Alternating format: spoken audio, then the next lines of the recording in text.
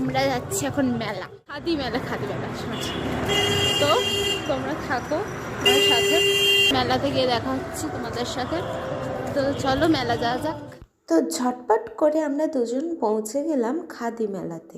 খাদি মেলাতে প্রথমে ঢুকতেই দেখলাম নানা রকম স্টলের দোকান, বিশেষ করে মূলত পাটের জিনিসপত্রই সেখানে বেশি বিক্রি হচ্ছে। তারপর তো সে এক কাণ্ড, এই যে এই পুতুলটাকে দেখছো, দেখো ঠান্ডার মধ্যেও কত সুন্দর টুপি পরিয়ে রেখে দিয়ে, তাতে না তাকে ঠান্ডা লাগে। শাড়ি, শুধু শাড়ি আর শাড়ি, চারিপাশটা সব দেখছি সব শাড়ি। ডাকে পরস্পরে, ওরে শাওন মেঘের ছায়া করে কালো। শীতের মধ্যেই পুচকুগুলো কত সুন্দর বসে আছে।